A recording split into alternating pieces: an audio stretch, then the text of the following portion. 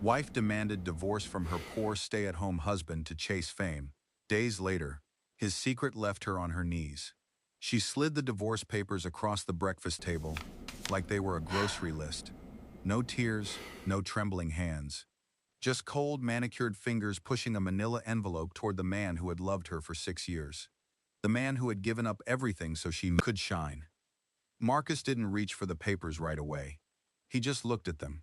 Then he looked at her, at Nicole, with her fresh blowout and designer bag, and eyes that no longer held even a sliver of guilt. I need more than this life. She said. I need more than you. Those words didn't just sting. They landed like a blade between his ribs. And the worst part? She meant every single one of them. But here's what Nicole didn't know. What she couldn't have known. Because Marcus had buried it deeper than any secret deserves to be buried. The man she was walking away from wasn't just a quiet stay-at-home husband who cooked dinner and sorted laundry. He was something far, far bigger than anything Nicole had ever chased. By the time she figured that out, she would already be on her knees. Marcus Webb had grown up learning one thing above everything else, that power doesn't need to announce itself. His grandfather had told him that at age 12, sitting on the porch of a London townhouse that Nicole would never have recognized as a townhouse, she would have called it a palace. Real wealth whispers, the old man had said. Only broke people scream. Marcus had listened. He had taken that lesson and wrapped it around his bones like armor. By the time he was 28, he had quietly built a private holding company with stakes in luxury fashion, real estate across New York, London, and Dubai, and a silent partnership in one of Europe's most exclusive jewelry brands. A brand whose name alone made editors faint and celebrities beg for invitations. He had done all of this without a single press photo, without a single headline, without even a Wikipedia page that bore his real full name. When he met Nicole at a rooftop party in Manhattan, he wasn't performing humility. He simply wasn't performing at all. She was radiant that night, laughing loud, moving like the whole room owed her attention. He had fallen for her quickly, maybe too quickly, and when she said she wanted to be a fashion influencer, he didn't laugh. He told her he believed in her. When she said her old apartment was holding her back, he bought them a place in Tribeca without flinching, paid in full, cash, through a company name she never looked up. He told her he worked in investments. She heard boring. She nodded, moved on, and never asked again. That was the first crack. He just didn't see it yet. For 5 years, Marcus built his world quietly, while Nicole built her following loudly. He managed billion-dollar decisions from a home office she never entered. He took calls with CEOs in Tokyo, while she filmed morning routines in the kitchen. He flew to Dubai under a name she didn't know he used, not to hide from her, but because that's how his world worked. Discretion was not a preference, it was a requirement. And still, he came home, cooked dinner, sat beside her on the couch, held her when her follower count dipped, and the brand deals dried up. He loved her. Genuinely. Fully. The kind of love that doesn't need applause. But Nicole had started needing applause for everything. The shift happened slowly, then all at once. Her following had climbed to 4 million. The brand deals came back. Bigger this time. A talent manager named Derek entered her life. Expensive suits, fast talk, always touching her shoulder a second too long. And suddenly Marcus felt like furniture in his own home. Derek had ideas. Big ones. A reality show pitch, a clothing line, a move to Los Angeles. And somehow, every single one of those ideas required Nicole to shed the weight of her ordinary life. You're holding her back. Derek told her. Marcus overheard it through the cracked office door. He didn't storm out. He closed the door quietly and went back to his work. But Nicole heard it differently. She began to see her own home through Derek's eyes. The quiet husband who didn't post on social media, who wore plain clothes, who didn't schmooze or network or build a brand. She started looking at Marcus the way people look at old furniture. Familiar, functional, but not the kind of thing you take to your next chapter. She started coming home later, laughing at inside jokes he wasn't part of, leaving the room when her phone rang. And Marcus, who had always believed that love should be earned and not chased, let her move. He didn't beg. He didn't snoop. He just waited, quietly, the way his grandfather had taught him. He was still waiting the morning she pushed the papers across the table. You don't even have a career. Nicole said, her voice not unkind, just tired. You dabble. You tinker around in that office all day. I don't even know what you do, Marcus. He looked at her for a long moment. I know. He said softly. I can't keep being the breadwinner while you… You're not. He said. She blinked. What? You're not the breadwinner, Nicole. You never were. I paid for everything. Quietly.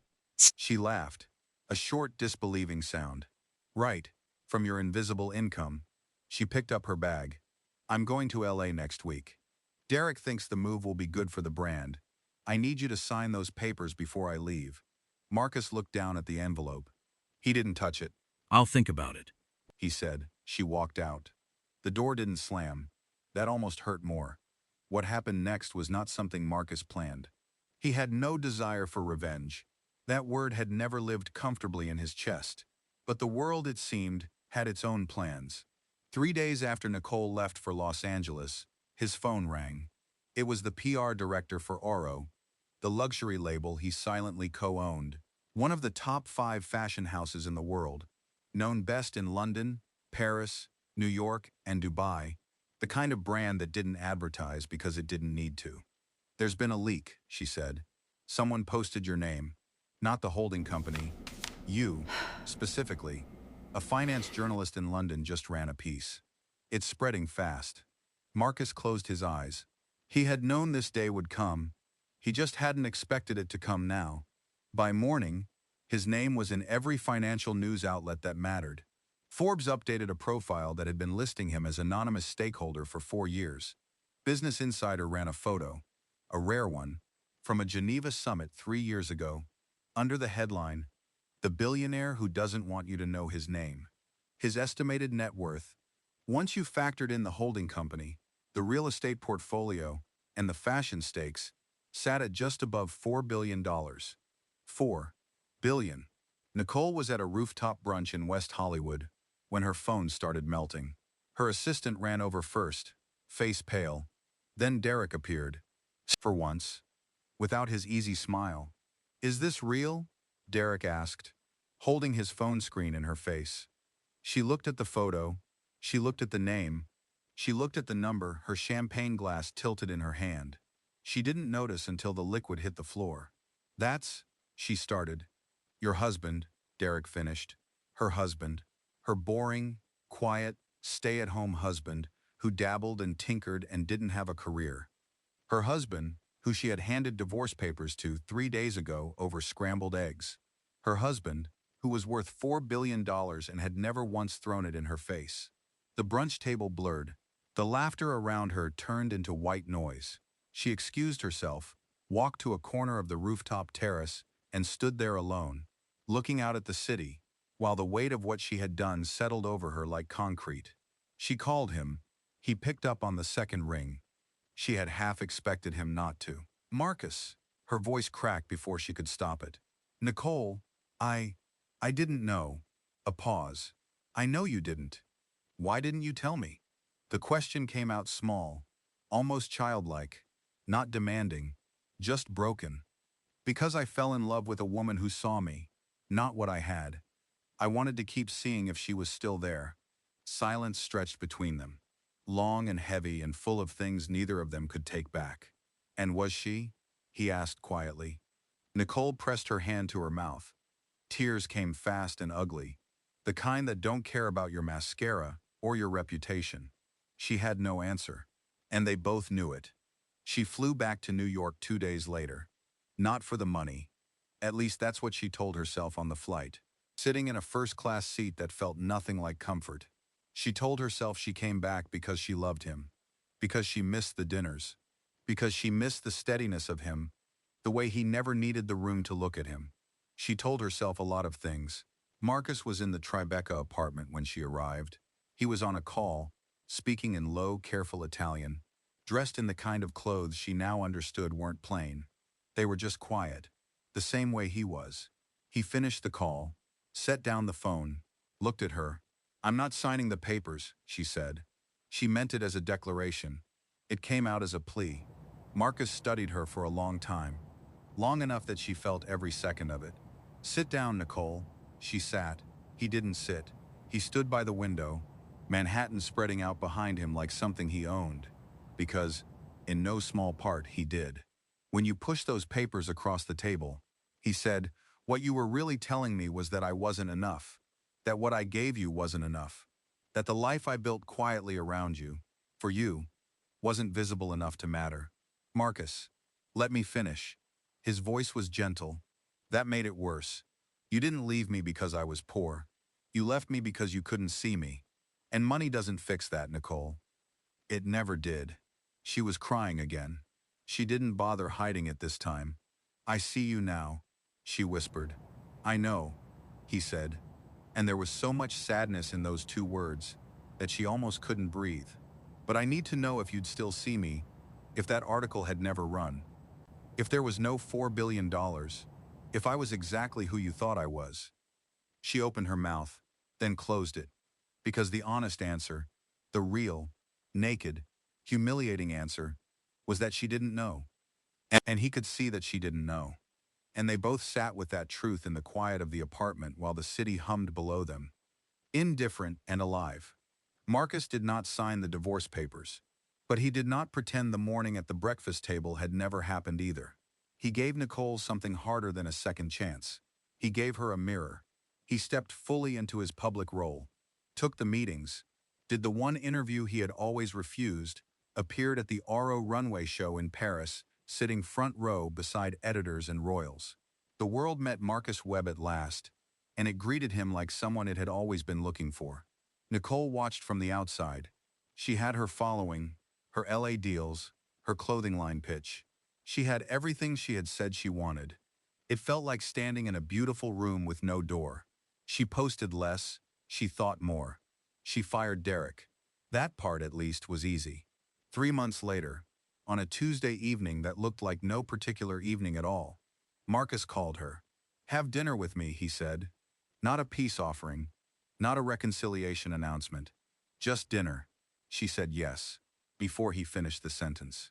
They sat across from each other at a small restaurant in the West Village. Not one of the exclusive places he could have booked with a single text, but the Italian spot they'd found together in their first year, the one with paper napkins and candles and old wine bottles, and a waiter named Paul, who still remembered their order. They talked for 3 hours. Not about money, not about the article, not about LA or Derek or the papers or the $4 billion. They talked about who they were trying to become, and whether those two people still made sense together. By the end of the night, nothing was decided, but something had shifted. Something real, something quiet, something that didn't need an audience. Outside the restaurant, on a sidewalk wet from earlier rain, Nicole stopped walking and turned to look at him. "I'm sorry," she said. Just that. No performance in it. Marcus looked at her for a long moment, the same way he always did, like he was reading something the rest of the world had missed. "I know," he said, and he meant it. Some people spend their whole lives chasing what was already standing right in front of them. Some people need to lose something completely before they can understand what it was worth. And some truths, the kind that change everything, don't arrive loudly. They arrive the way Marcus Webb had always moved through the world. Quietly, deliberately, when you least expect it. And by the time you see them clearly, the only thing left to ask yourself is whether it is already too late. Before you go, if you've made it to the end of this video, I want to take a moment and pray for you. You don't have to be religious to stay for this. Just take a few seconds and receive some encouragement. Father, I thank you for every person watching right now. Thank you for their desire to learn, grow, and create a better future for themselves and their families. Lord, you know exactly where they are in their journey. Some are excited about new opportunities. Some are feeling stuck. Some are worried about their careers, finances, or the rapid changes happening in technology and AI. Today, I ask that you replace confusion with clarity, fear with confidence, and stress with peace. Open doors that no one can shut. Give them wisdom to recognize opportunities, courage to take action, and discipline to keep moving forward even when progress feels slow. Bless the work of their hands. Help them gain skills that create real value. Let the knowledge they're learning today become opportunities tomorrow. For those searching for jobs, bring favor. For those building businesses, bring growth. For those feeling discouraged, bring renewed energy and hope. Protect their families, strengthen their health, and surround them with the right people who will encourage their success. And Lord, let them look back 1 year from now and see how far you've brought them from where they are today. Thank you for every viewer who spent their time here. May they leave this video feeling stronger, wiser, and more hopeful than when they arrived. In Jesus' name, amen. Thank you for watching all the way to the end. I truly appreciate you. Keep learning, keep growing, and I'll see you in the next video.